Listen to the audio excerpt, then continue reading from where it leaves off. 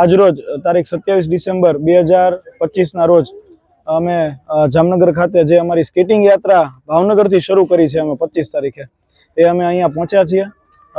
અહીંયા જામનગર પહોંચતા અમને અહીંયા જામનગર પબ્લિકનો રાધે સ્કેટિંગ ક્લબના બાળકો તથા એમના ઇન્સ્ટ્રક્ટર જ્યોતિબેનનો અને બીજા અહીંયા સમાજના ઘણા બધા અગ્રણીઓ આવ્યા છે। જાહેર જનતા પણ ઉપલબ્ધ છે, અહીંયા આવી છે અમારી માટે વેલકમ કરવા માટે। એમનો આ ક્ષણે હું ખૂબ આભાર વ્યક્ત કરું છું। પ્રેસ મીડિયા અહીંયા હાજર છે। જામનગર પોલીસ અમે જામનગરની હદમાં જ્યારથી એન્ટર થયા ત્યારથી એ લોકોની પીસીઆર અમારી સાથે બે છે, એમનો પણ હું ખૂબ આભાર વ્યક્ત કરું છું।